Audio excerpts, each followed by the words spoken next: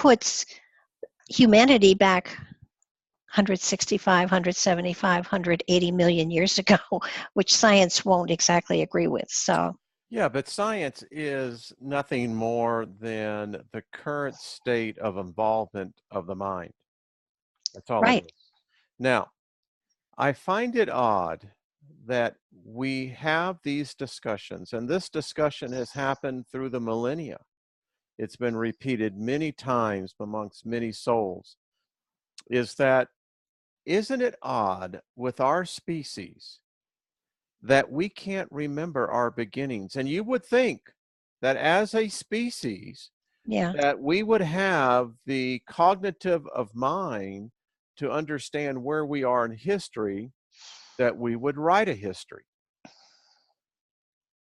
It just marvels to me that we cannot recall where we originated from. That's true.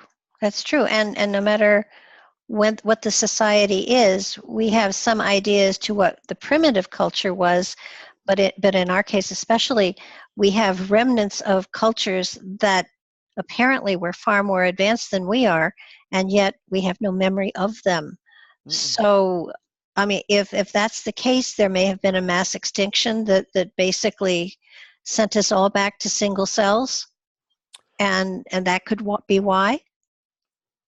Well, it's odd that you bring that up, Barb, because I've been really reading a great book, and I'm thinking about actually doing a narration of it on the channel. But think about this.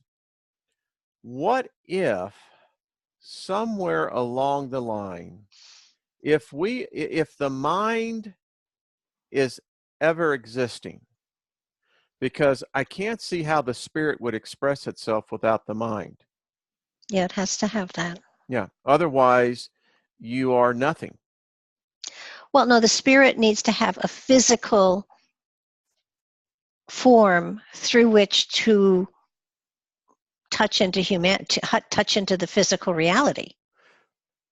Well, I would add that I would think that the mind itself, it's one of those great things that we've never defined. What is the mind? And so, what if we've actually somehow degressed in the fact that we have these temporal bodies, right? Mm-hmm. That apparently is nothing more, and the best way I can say it, it's an entombment of Avatar. an avatar. Good. That requires the mind to be the activator, no matter no matter what happens. Would you say that that would be true? Yeah, because thought creates action, Yes. and I think it was Marcel Vogel that said, we were created by a creator, therefore we create. And in order to create, there has to be the intent, the thought, the instigator for whatever it is that we do. And so I wrote this before Barbara and I came on because I was just getting ready for this. And I wrote, we create all the time. Oh, yeah. And I don't think that people are actually conscious of that. I have to remind myself during the day that, Wayne, your thoughts are creating whatever it is that you're projecting, either from a subconscious or even from the conscious mind. Oh, absolutely. And I say all the time, we create our reality by our perception of it. And it's true. I tend to, my glass is half full, not half empty. I am one of those that, I'm constantly looking for the positive, because that means I can get joy from whatever it is that's going on, no matter how miserable it is. And so it's if I look at, I had to have my laundry room jackhammered up because a pipe had to be replaced, and so they had to tear the house apart. Oh, that's And always a pleasant experience. no, it wasn't. but it was a great experience. They did a great job. I mean, I have a strip of cement instead of tile down there, but it was a great opportunity to move things around, to go through things that had been stacked in the bookcases. It was a wonderful opportunity to um, move a lot of stuff around, to clean behind things that hadn't been cleaned behind in a long time. It was a good experience. I didn't like writing the check, but aside from that, it was, instead of complaining about dust or noise or whatever, it was like, and the people that came were lovely people, so I had lovely conversations with them. I learned a lot about septic and sewage that I don't ever need to repeat, but it was an interesting learning experience in that way. And I do believe that if you look at a situation with a positive twist to it, and sometimes it's hard to find the positive twist, but if you can find the positive in it, you flow through lessons much more easily. And you have to catch yourself, because lots of times it's like, oh my goodness, this is going to turn out bad, this is not going to be good, and we all fall into that particular what next is going to happen, so much is happening. But if you embrace things as they come, if you look positively at things as they come, no matter what they are, you tend to have a better outcome to whatever situation you're going into. There's a lot of things that you just said there I'd like to comment on. Is that, all right, most people, and it's always odd how we are trained almost from the cradle, that we process it, things, you have two choices. You can look at it as positive or a negative. Mhm. But the tendency is always to resort back to the negative. Why is that? I don't know. I mean, it's an interesting thing because, I look at this and I think to myself, maybe it's because what we term as news is always bad news. I mean, you don't lead off with the 6 o'clock news as saying everyone is healthy today. And, Yeah. it doesn't, no. It's by nature, it seems like the human consciousness, the collective consciousness, seems to me more jaded to the negative than it does to the positive. Well, it is. I mean, look at the news at night. Mm. They don't lead off with what wonderful things happen to orphans. They have disaster constantly, and that's what sells. So there should be a good news channel, but I suspect nobody would watch it. Probably not. Probably not. It kind of goes by what I was writing today. I said, mortal bliss is impossible. It's Man, momentarily. You can have it momentarily. well, man cannot be satisfied. And the reason why man cannot be satisfied is that the core existence of who we are is selfishness. Because when it gets right down to us, each individual is about our existence. But that is true. But your spirit came into this incarnation in order to be able to experience the physicality in order to grow. So your spirit's main point in this reality, in physical form, is to gather information for it to grow, to evolve, to expand its wisdom. So each lifetime here is selfish, because you're here to learn and to grow. Now, Oh, that's interesting. well, why else would you incarnate? I'm still trying to figure out why I took this ride to begin with. So, Well, I'll tell you, when you pass over, you'll know. well, and that's exactly what I'm preparing for. So, But it, and it's not selfish. It's what you came for. It's like if you go to the grocery store for apples and you don't bring apples back, you have to make the trip again. true, true. Well, I just wish I had the list. That's all. I just, Well, you do. You just don't have knowledge of it, because if you had knowledge of it, you'd gather it all and you'd move on. exactly, exactly. That's exactly the point. But you asked for situations to be presented to you to evolve through them. Well, when you talked about that we create all the time, I wrote in here and I said, you must believe in order to create. Now, whether you believe the half glass is full or half empty, no matter how you look at that, that belief is going to be channeled into one or two different directions, correct? Sure. Yeah. And so my point to that is that what we create manifests most often into our lives that which we most often think about. Well, sure. And you know what you're afraid of the most, what you talk about the most. I mean, I know people that have to go for medical tests, and already they're planning their funerals, you know, and it's kind of like, but you don't have a diagnosis. You don't know what's wrong with you. Why would you think the worst? And the more you keep thinking the worst, the more you create the environment for the worst to happen. You see, Barb, that's the thing right there. We are an amazing energy. Powerful. Powerful. Yes. And I wrote down, it's amazing that we're having this conversation because it almost goes to exactly my points here. I said, at the current where we are today with technology, humanity is at a level where there is so much noise that he no longer can see what it is that he has become. True. I mean, True. I really see that.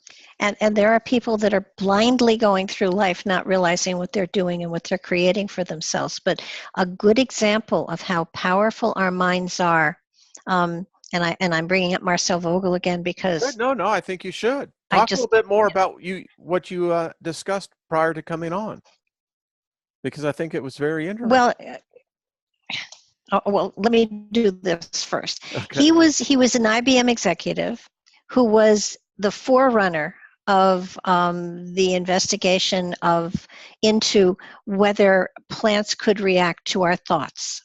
Okay. And so he was the premier person that initiated that experimentation, and he did it thoroughly. He did it to the point that it was unbelievable.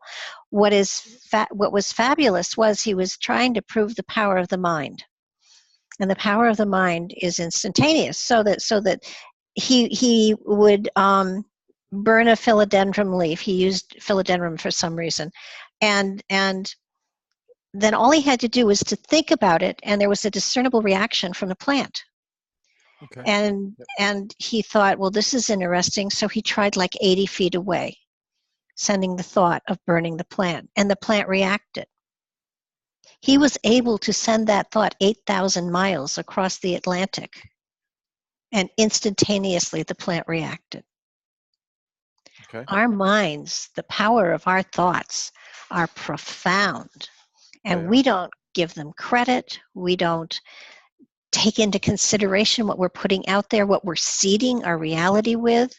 It's frightening. And you know, you got these spiritual people that'll sit around and say, I'm going to meditate on peace, I'm going to meditate on peace. And they sit for an hour and they meditate on peace, and then they go out and they curse somebody on the road as they're driving home. Mm-hmm. You know, that's not taking the peace with them. He did another experiment that I would love to try. He used his own crystals that he had cut for himself, so I don't happen to have one. But he programmed a crystal by holding it and saying, "Stay pure." He focused on it, and the thought that he was putting into the crystal was, "Stay pure." And he put it into a glass into which he poured orange juice. And he poured another glass of orange juice. And a month later, the glass of orange juice with the crystal in it was just as sweet and was just as clear as when he started. The other glass was moldy and murky and disgusting. So it again, it's thought process. It's putting a thought into something and then allowing it to evolve and generate. This is Leo. Hey, Leah. Hello, kitty, kitty, kitty. Pretty cat. All right. I love this. Go on. This is good. This is I have like a dozen thoughts going, but go ahead. Well, I just felt that people should understand the power that they have. To feel not empowered is to take away your divinity, because you're not here with no weapons. You have the most powerful weapons in the world. We have thought, we have compassion, we have minds that are amazing, and we can use them, and we can get through whatever comes our way. But there's so much out there that's telling you you don't have any power, that you aren't in control. And when you believe that, you give up the divinity within you. You close the door to the spirit, and you sit here in an avatar, and you wait for the end, because that's all you can do, because you're not going to allow the spirit within to manifest within your reality. Well, here's what I think the challenge is, and this is just my layman's approach to this. I think there's a great deal of confusion as to spirit. You Yeah. have people who come out of religious theology. You don't know if you're a triune being. You don't know what the spirit or the soul is. And then the problem is that it gives no consideration to mind. Mm-hmm. So right there, we have confusion from the get-go. You have some people who say, well, I'm a spiritualist. Well, what does that mean? Yeah. I mean, all right, so you're a spiritualist of what? I hear the term all the time, well, I'm seeking to be more spiritual. Well, what is spiritual? What is that? Is it connection to the divinity? Is that what spirituality is? I think it's, go ahead. No, I mean, the spirit to me is that part of the creative source. This cat is staring me down, folks. Hello, kitty cat. Look at those eyes, folks. You helping me? Oh, I love it. No, the spirit is that fragment, that grain, that piece of You see, come it's not easy, folks. I'm not even in the chat room, but come on, I'll tell you what, I'm going to go in there. So let me just see what people are saying to what is spirit. All right. Okay, go ahead. No, I was just saying, I see a lot of people in here, and I'm thinking to myself, all right, so define what people think, what you think your spirit is. And now go ahead. You go. Okay, clear of cats. I love the cats. There was two of them here for a minute. The spirit is that infinitesimal fragment of the creator that each of us has within us, that gives our our our bodies, it activates us. It's that piece of energy that has carried us through time, through all of creation, through wherever we're going. It's the same spark of creation that every living thing has, and it's in everything that has life, that has energy. And aliens, I mean, trees, grass, animals, it's a piece of everything. And that spirit is what goes lifetime to lifetime to lifetime to lifetime. And it takes whatever we've gathered, and it encompasses it, and then it goes on to another lifetime, maybe another planet, maybe another dimension, maybe another wherever. But it is eternal. It is constant. It is constantly growing and expanding and learning and growing. And to be a spiritualist is to connect the consciousness to that aspect within the self, and then to manifest the qualities that that spirit brings into this reality, whether it is through creative expression, whether it is through how you touch into and are in communication with other people. And everybody has their own modality that they're really good at. Yep. And that's, but creativity is really important, because we were created by a creator. We have to create, and everybody creates differently. That's a good point. And so, where I may write or I may speak, other people will garden, will will just know what's wrong with an engine by listening to it. There's all ways, and there are so many different ways of expressing that spiritual self. And then once you discover that modality, whatever is your strength, then it's, using it to tap into and touch into other people's energy, and to kind of link up with them, so that there is communication, so that we are seeking ourselves, that part of ourself that is similar to in other people. We're trying to connect to other people on that level. Well, I often hear when we talk about discovering that talent, that creativity, it's sometimes like the Hall of Doors. You don't Yes. know where to start. Here's what I think that I am learning, and it's taken me many years to come to this realization. Again, we have a difficult time defining what spirit is, and what the Well, soul. yeah. Yeah. But I think as well, one of the things we're not taught, and I think it's a huge um, crevice in completing the journey, is matter. We don't really understand what matter is. I mean, our bodies are it, matter is all around us.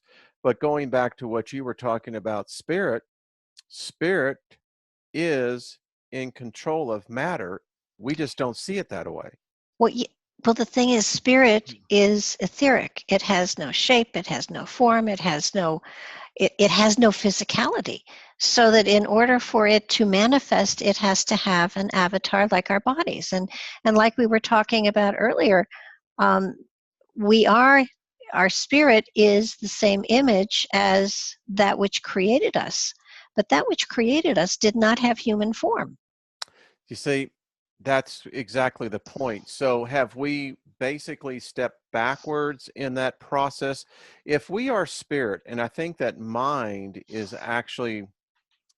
the expression of spirit. Okay? And mind also embodies the soul, Cat here. as I'm seeing it, because the body, when we're in these bodies, we're trapped. We literally are. We're trapped within the confines of what we have. Um, I was meditating on this today. The body cannot move unless my mind instructs it to. Right? And it's very much like Thoth. Thoth called the body the um, the prison of the spirit. Yes. In fact, it's odd that you said that. I wrote today, I said, consider mind is free from exercising its influence on a brain, because this is what death is afterwards, on a brain and indirectly on a physical material body. So our minds have to go through a multi-step process in order to achieve what we're thinking we want to do. I could go, everyone, your nose is itching. You need to scratch it. Uh-huh. Now, if you don't scratch it, it's going to really itch more. All right. I got to scratch you see? And that's a step of a process. And I never saw it that way. Um, the mind is a mind force, Mm-hmm. which you could say then would be connected to the spirit. And we're talking about creating things here, folks. How you're in your life, where you see happening in your life. And Barbara, I believe that what we can help people to see is how they can begin to change that. I mean, good Lord, if you stay up at 1:30 in the morning, you'll find more self-help gurus that can tell you how to do it Yes. in 4 steps. And I haven't quite figured that one out yet. Well, it depends on your level of consciousness too.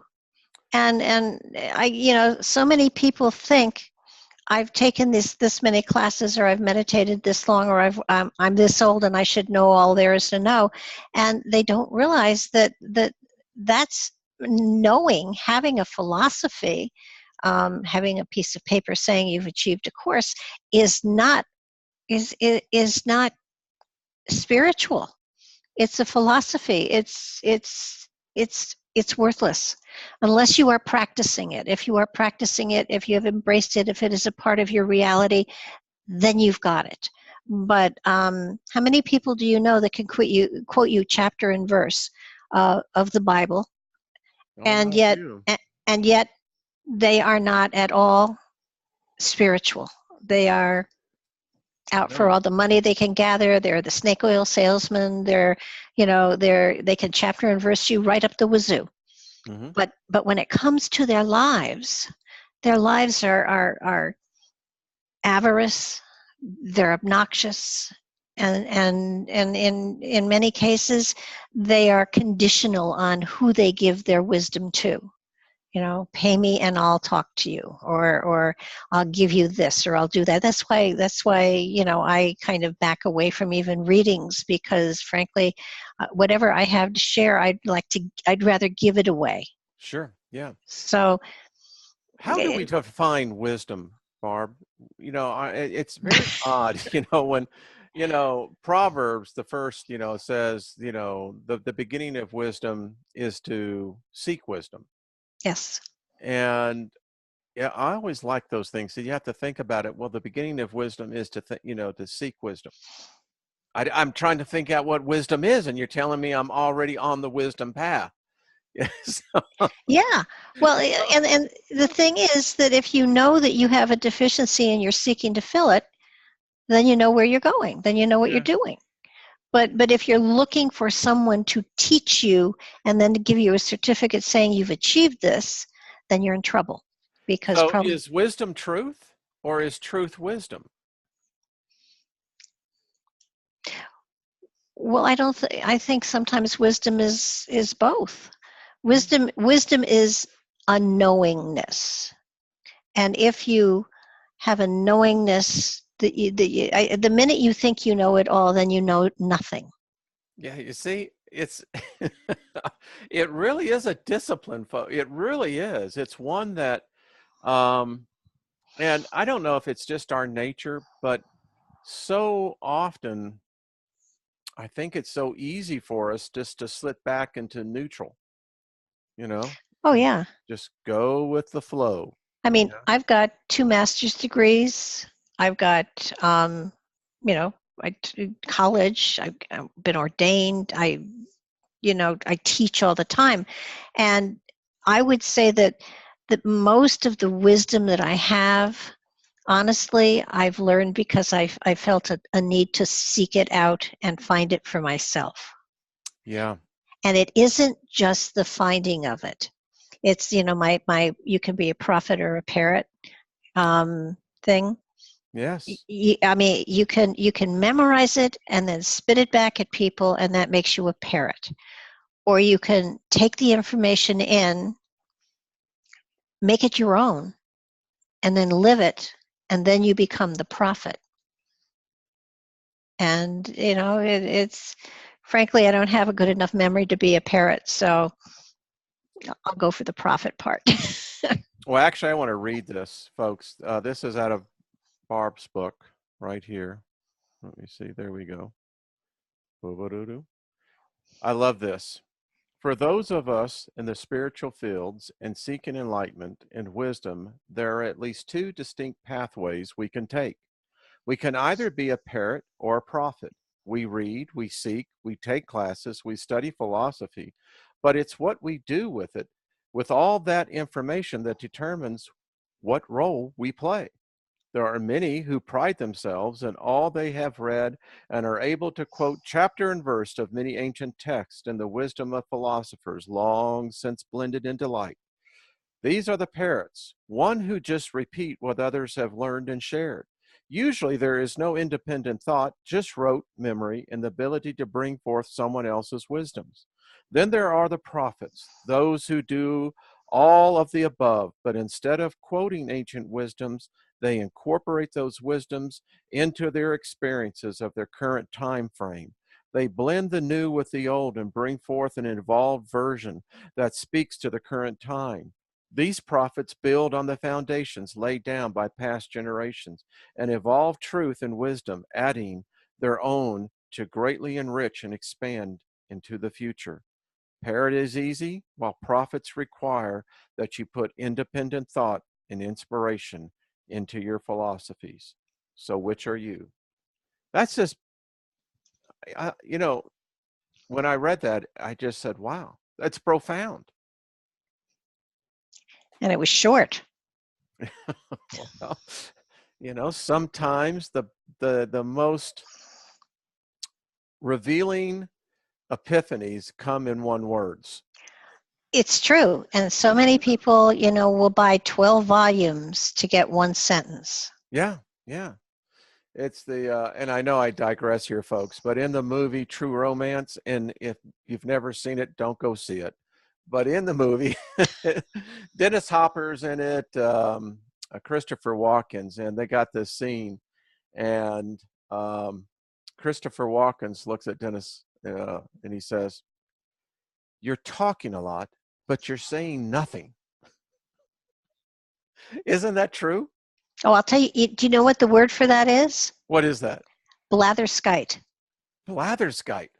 Ooh, that is Great word. a $5 word right there. See, folks, that was worth the price of your watching this evening. I like that. It's an English word. It means one who talks incessantly and says nothing. Oof. Oh, you're writing it down? Well, I love words, and that is a great word. It It really is. is. I just think it's phenomenal. So I always like to help say, okay, so we've identified some of these areas. And to finish out the thought where matter is concerned, I think it's one of the most least understood elements around us. Oh, I agree with you. So until we understand that matter, in essence, folks, this is how I see it. And Barb, correct me if I'm wrong on this. Matter is a collection of molecules.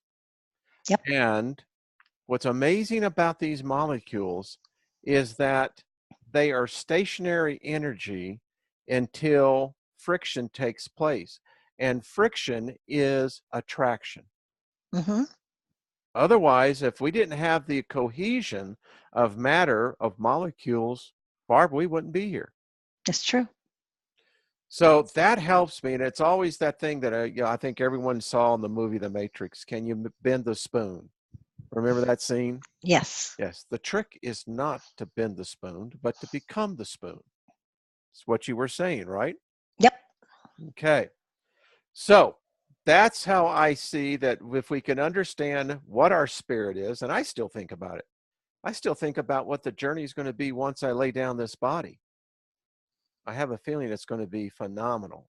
An adventure.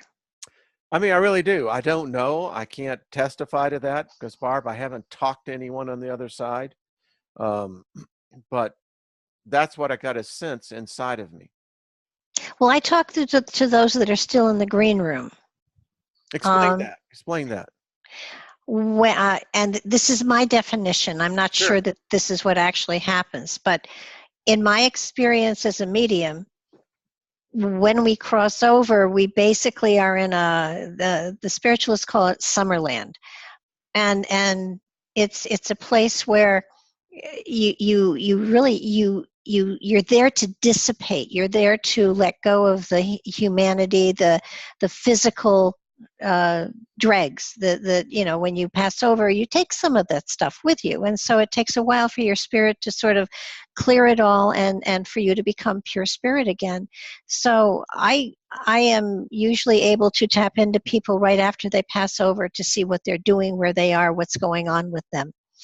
And I call it the green room because it is from there that they move on to higher realms, and either that or other dimensions, or they reincarnate, or whatever, that they go through spiritual 101, and then it's not spiritual 101, but I call it that. And then they begin to go to school to incorporate everything they've brought from this lifetime into that which they are, and determine what it is they need next to do, because we're always evolving, we're always growing. It doesn't mean a spirit is incomplete. It means that there are areas that it wants to expand upon, and so then it determines whether to come back here whether to go to another planet, whether to take another form, whether to spend time over there and just, work on what it's gathered. So that the green room to me is the summer land where people kind of get used to being a spirit, understand what they can and can't do. People are usually very, intent on checking in on relatives, how are they doing, and things like that, because they still have that connection to the physicality. So they want to make sure that those that are a part of them are doing fine. Oftentimes there are amazing parties, and they feel guilty when they realize that people down here are very sad and missing them, and they're having such a good time. But usually I can give somebody comfort in that what's happening to their spirit on the other side, because they still have a sense of the form of what they were down here. So that my best friend's father, she said, "What's Daddy doing? I know he's doing something stupid." I said, "Well, no, he's sitting in a Barca lounger. He has his socks on. He's in his undershirt. He has a basset hound on his lap, and he's drinking Jim Beam." And she said, "That's Daddy." Wow. Now, And that was like the day after he died. right, right. I could see that. I have read recently, Barb, that it's very interesting we're having this conversation, that until you can learn to let go of the threads to this reality, that's loved ones, those are the cherished memories, that it's really is a letting go of that, that until you do that, you're never going to be able to be free to continue on. Exactly. And it's not, in my experience as a medium, and this comes from the way I perceive things, so that another medium may well have angels all over the place. There are no harps and halos where I see these people. Um, but I mean, I have favorites. One lady, the as soon as she got to the other side, and she'd been, there were family members there, parent. She wanted to see Jesus. She wanted to talk to Jesus. She had some complaints, and I mean, Oh, I'm it's sorry, so folks. That's just human. It's wonderful. And another woman got to the other side and turned around and looked at her mother, and she said, "Cousin George there should be in hell. Don't they know that?" And they tried to tell her there was no hell. And I'm sorry. speaking, That's just funny. I mean, that the emotions still carry over. I mean, oh, absolutely. I mean, yeah. that woman was sure that George was going to go to hell, and if she was in the same place as he is, somebody had made a mistake. Okay, folks. I love this. Okay, go on. Now, this is great. Oh no, So, I mean, they're amazing. I mean, the stories are hysterical because I catch them right as they cross over. Can I see them, months afterwards? Sure, but there's more of a placid sense to them. They're more mellow, but the initial stuff is hysterical. I did a spirit circle in Newport News once, and there were two sisters there, and I said, I hate to say this, but there's a man here who's just cursing up a stream, and he's right between you two, and I don't understand it, because usually a spirit will stand in front of the person they're identifying with. And I said, "Do you guys know somebody that had a very flavorful speech?" expressive way, Because flamboyant. I'm not saying what he's saying, but it's salty. And they looked at each other and they said together, "That's Daddy. He just passed away." And I said, "He is so angry with you." And Wow. they said, "Why?" And I said, "You gave his best suit away. You didn't bury him in it." And they said, "Well, it was a good suit. We didn't want to, spoil it. We gave it away." And I said, "Well, you've been looking for his safety deposit key, right?" And they said, "Yes." And I said, "Well, you buried him with it." They had to exhume the body, Oh. and it was in the Oh. pocket. All right, folks. So that tells you that the whole concept of the pitchforks and the molten lava that you're going to be thrown into, that this is not. Now, I find it interesting that you can cuss. I mean, what you are over here is what you are over there, right? Oh, I had an Italian lady who in spirit, who was talking to her daughter and talking about another relative. And I said, she's so sweet. She's a sweet little lady. And she's talking about this other woman who was, and they identified the woman and said, oh, yeah, we know you're talking to. I said, she has a sweet little nickname for her. And this is why I will never repeat a foreign language when I hear it. And I said, she's saying that she's a Putan Diablo. That's her pet name. Whore of the Oh, devil. I was Whore going to of the say that's devil. what I thought that said. That's what it meant. And they Yeah, said, she's right. And but I want to go back to hell for a second because please do. Please um, do. do you know they have discovered hell? Physically, Yep. it was my ex-wife. No, I'm sorry. No, no, no. No, no, no.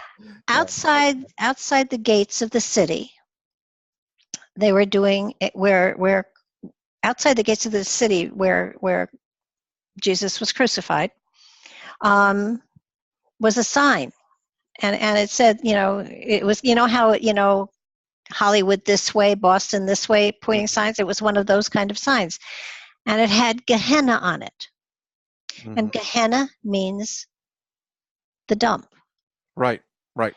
and that's where they threw the bodies that they couldn't bury because they were burned, Okay. and so the Yep. dump was full of the Yep. garbage, full of the trash. They were digging down, and they literally got down far enough so that they found that there were still embers there that went back centuries, and it was still smoldering. And Gehenna is hell. Yeah. So hell was, you were going to be thrown into the dump, not into the bowels of the earth. Right. So let me ask you on the people on the other side. So what is it? I mean, I often had it, we all remember the movie Ghost, right? Mhm. Best, I think, modern day love Yeah, story. I like I that. mean, I just, Yeah, it was a good one. come on, folks. You did, who in their chat room doesn't like Ghost, right? Oh, it was a good movie. So what is it? Is it in the, I often think about this, is it in a space of an inner dimension that's not quite in um, physical form, but not completely in a um, spiritual form. And spirit's the It, wrong word. it's Uh, another dimension. yeah, it's another. Okay, all right. It's another dimension where you don't need the density that we have here on this planet. So good that you brought that up. Give you a big hug on that one. So density, folks, is really something that's very interesting because I'm going to be doing a program, Barb, on the fact that gravity in what we have perceived gravity to be is quite different than what it really is. And it has to do with the density of matter Right. as to what gravity is. And here's the interesting thing about gravity. There is a place where gravity is subservient. Are you ready to this? To the mind of energy. It's very interesting. The core of the earth, I'm becoming convinced, is a place where gravity does not exist. It can't exist. That makes sense. So when we talk about, in this case, crossing over, I'm beginning to understand, Barb. I'm beginning to see here now that if I can begin to comprehend matter, even once the transition is made, that knowledge is going to carry over. Oh, sure. Yeah. Sure. And it was what I find fascinating is that our mind is capable of counterbalancing gravity. Yes. Yes. People, I'm going to go into the chat room here in a minute. Barb, would you like to take a couple of questions from the audience and see what they got going? Sure. All right, so folks, I am over here. Any questions for Barb tonight? Let's see. One person is saying, I think a lot of people are interesting, Barb, as to what more experiences that you've talked to people on the other side. Oh, they're such fun. They're Is it such really? fun. Have you met anyone that's been sad or in No. torment? Oh my gosh, no. I mean, the thing that I've heard most often, well, the thing that I've actually heard most often is that Elvis is actually there. Um, I remember one lady who, and Summerland is kind of like a mirror of here to a degree for a while, and whatever you require happens. I mean, you the cool thing is you don't gain weight and you don't lose weight and stuff like that. But um, there was one lady who was very religious, and her big deal was going to church, and she was a little offended that not everybody went to church. And then she realized there were churches that she went to, and she got curious one day, and she started visiting some of the other ones that were not her particular persuasion. And then she realized that she got very upset and very angry, and she said, "That's not right. They're all giving the same message out." Oh, someone wants to know, what do you think of purgatory? Doesn't exist. Doesn't exist. Interesting. Purgatory is a human concept. You got to understand, you're going from a human body in a physical reality to an etheric body in an etheric realm. Okay. Okay. So that there's, especially you're in an etheric body. An etheric body cannot feel because it's not physical. Therefore, there's no way you're going to have pitchforks and fire and devils and all of that. It doesn't exist. So I keep on thinking about, I'm trying to read this at the same time. Purgatory is a Catholic institution to scare you. Okay. For control, right? Yeah. Someone was asking, and I guess this is a question I've had as well. What about people who've committed suicide?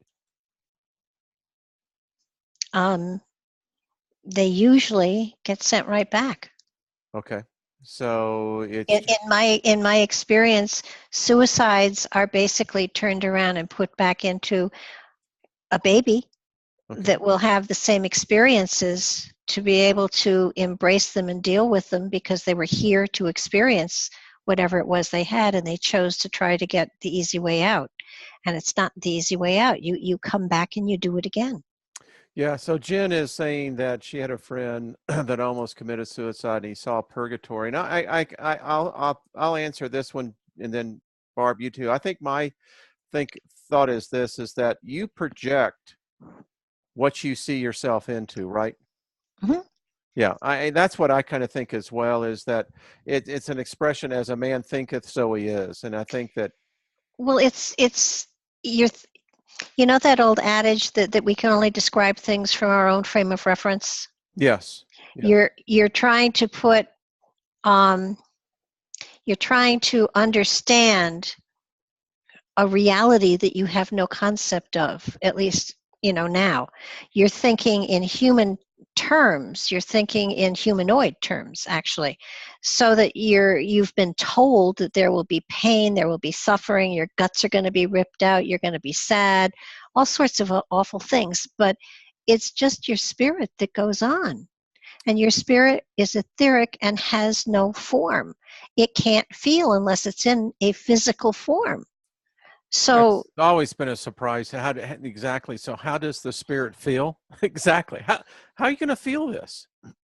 and you have to understand, it's almost as though it's just this whole lifetime is just a small part of the journey that spirit is on. It's a learning experience. It's not it's our lifetime. This is it, but it's not it. This is No. an experience. And so whatever happens, and mass murderers the same way. They were here to experience something. They experienced it. They experienced death. They moved on. Nobody has always been good. And we're here to experience everything. Somebody told me once that you were whatever sex you were, that was the sex, and that was the personality you took lifetime to lifetime to lifetime. There's no way that's how it goes, because how would you learn if that was the case?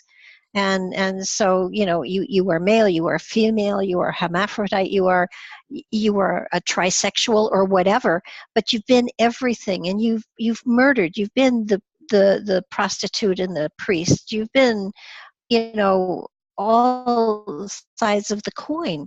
And that's what this earth plane is for. This physical reality is to experience all manner, shape, and form of the existence, the physical existence. All I'm right, not here Robert. for intellectual stuff. I'm good on that one. Robert Yeah. Crowley asked, does astral projection tie to this other ethereal world? No. Ethereal. Okay. All right. I mean, the astral is a level of the emanation from our physical body. It's a level of us, but it's not our total spirit. Our total spirit moves on to that other realm. Astral projection, astral body can experience a lot of things, but on the earth plane. Okay. Yeah, because that cord is still connected, right? Right. Yeah. Okay. I see. That makes complete sense. Do people, once they cross over on the other side, is there a shock period, or do they just suddenly have corporeal? Do they have understanding or consciousness of what's happened? There are some that have suffered terribly, they call it cocooned. They're wrapped in love, and they're given a time to sort of get it all together. Oh, that's And beautiful. That is beautiful. Did y'all hear that? That's beautiful. Say that again, Barb. They're actually cocooned, right? they're cocooned in love, and Wow. they're given time to pull themselves back together. Now I'm talking about people that have been tortured, that have Yeah. been brutalized, that and in those instances they're cocooned, and then they are woken slowly, because there's a gentleness to the whole process. If it's an accident that happens fast, there's a little bit of disorientation. Yeah. um, I remember one guy who died in an accident, and his whole thing, the first little while was he wanted to haunt a number of people. And I just want to scare the bejesus out of them a little bit, not a lot, and it was, I mean, Uh, for a time, our personalities are there, but over time, we kind of take on the more etheric form and move on. when you said that, it just seems so typical. I could see that. I mean, I really could. I mean, there are. I had a friend who passed away many years ago, but he was just a smartass. I mean, he was one of these guys that it was just who he was, and people loved him. Hmm. And it wouldn't be surprised that he'd get over there and he says, "Oh, come on, please." Yeah, just a little. Just a little bit, you Well, know. they are able to manifest pennies to let Okay. people know that they're okay. Often feathers. They can electronically cause music to play on the radio every now and then. I mean, there are ways that they can kind of send signals back, hey, I'm okay. So there is forms of communication then that they try to Oh, let us yeah. know. Yeah. Okay. That's interesting.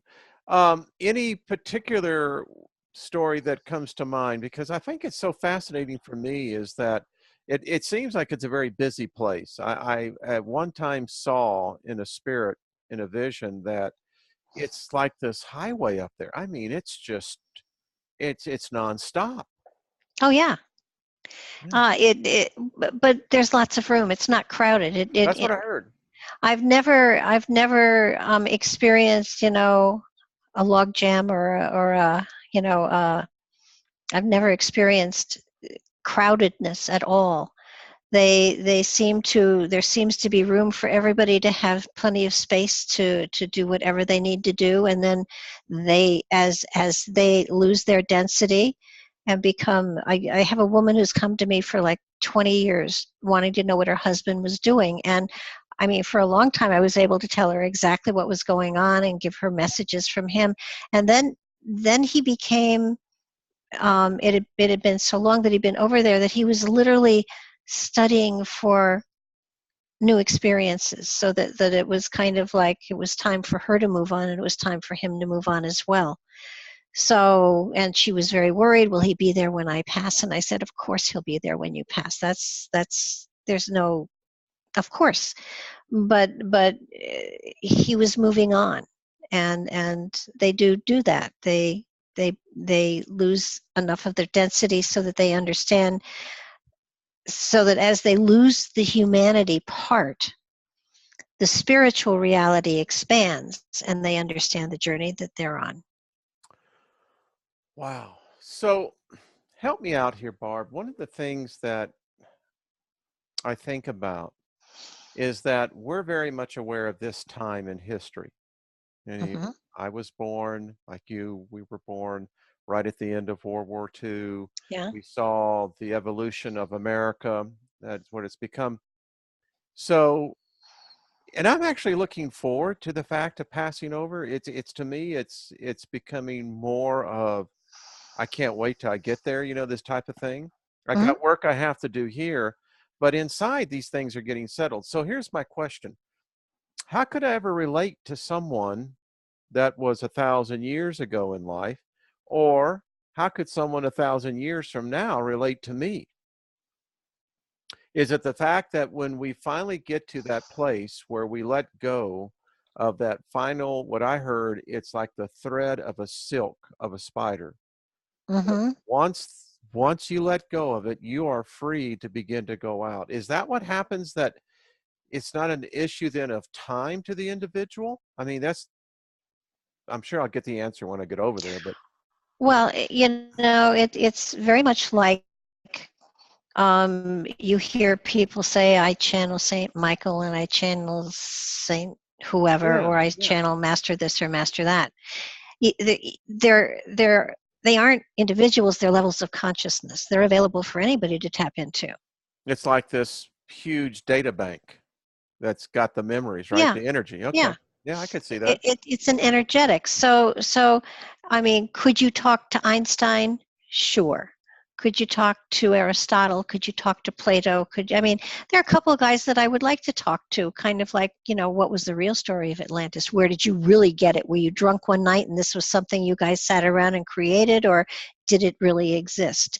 Um, and just to segue from that, one of the out of place artifacts that was found is a stone that goes back, I think, 15 to 20,000 years, that literally has the map of the world on it, and on that are two um, land masses that easily could be Atlantis and Mu. Hmm. So And I'm convinced that there's an inner earth that we just have not been taught properly. easily could be. And and then I think about the past because see, I'm like you. I believe that our history, our ancestry goes back millions of years. I Oh, I just agree. I agree. and I wonder about the great minds that we don't even have any idea about. And you Well, know, I think we get very arrogant in thinking that today we have the brightest minds ever, yeah, and yet when you look back, thousands of years to these stone circles and things like that have been created, great minds had to determine how to build them in many cases, yeah, so that the capacity of the mind to challenge the issues of the day has always been the same. yeah. So you could probably take the geniuses that put that stuff together thousands of years ago and plunk them down and give them a crash course in computers, and I think they'd be off and running. Isn't that interesting? Because you talk about sacred geometry, and sacred geometry has been around forever. Yes, yes, it has. I've been contemplating as well, Barb, when I realized that, that there are no alchemy schools today. But as Mhm. I begin to look at things, was talking to one of the subscribers that emailed me, and I didn't realize, like a chef is an alchemist. Sure. Yeah. I mean, so Go ahead. I was just going to say, but you should be at a place where you don't need the school. You've got it all inside. That is what I am learning. We've got the understanding of the elements. It's just understanding how to master those elements. I like. And Go ahead. but everybody will master them differently. Yes. So a recipe will do you no good. Yep. That's exactly what I'm finding. And I remember the first conversation I had with you. You said, "Well, I'm doing pretty good on 2 of the 3." We were talking about water, you know? Yes. Yes. And what was it that you told me? Well, ice, I can walk on that pretty well. Yeah, I'm great in a solid state, but not in the gaseous and liquid. And I can't do that yet. Oh, well, my lady, another hour has gone by just like that. Wow. Yeah. Yeah. Yeah. And I didn't even get through half of my list. So you know what that means, don't you? We're I'll going to have have, to yes, come because back. um, you see what I do, folks, is that when I know that Barb's coming on, I try to get at least about 3 pages of things that, and we end up only going through about the first 1 or 1.5. Well, I happily. Well, I tell you, I am fascinated with this, the fact that if we begin to understand that we create all the time, all the time, that if we could learn to begin to discipline ourselves, Barb, I think we could begin to, I think mankind, humanity, could begin to change things within a very short period of time. Oh, yeah. I mean, listen, we know for sure there are Tibetan monks that can levitate. Yeah, And if one guy can do it, we all can do it. yeah. So it's just a matter of study. Well, I invite everyone that's in the chat rooms, everyone that watching this, come and join Barb and I again. And Barb, I think we can do this. If we could just begin to get the simplest of concepts down, I think we could aid everyone here to begin to have a future much more different than the one that the world is being presented today. Oh, I totally agree with you. All right. Totally agree. So I have your word. You're going to come back on, and then we'll start getting some of these steps down. We'll hash it out. Okay, there we go. So, folks, listen, thank you for joining us. I just want to say for Barbara DeLong, go over to her website. Barb, what's your website? BarbaraDeLong.com. Can y'all remember that? I know you can. Listen, And my YouTube channel. That's Barbara DeLong too. go there, sign up. Let's get her on the map. Let's get her subscribers off there. And remember this, you are special. That's what Barb is here to teach us. I'm here to encourage. There's only one of you. Keep yourself in a good state of mind, and together we're going to figure this thing out. So be kind to one another. Barb, big hugs to you, my dear. Thank you To you for joining too. us. We'll see y'all again real soon. Okay.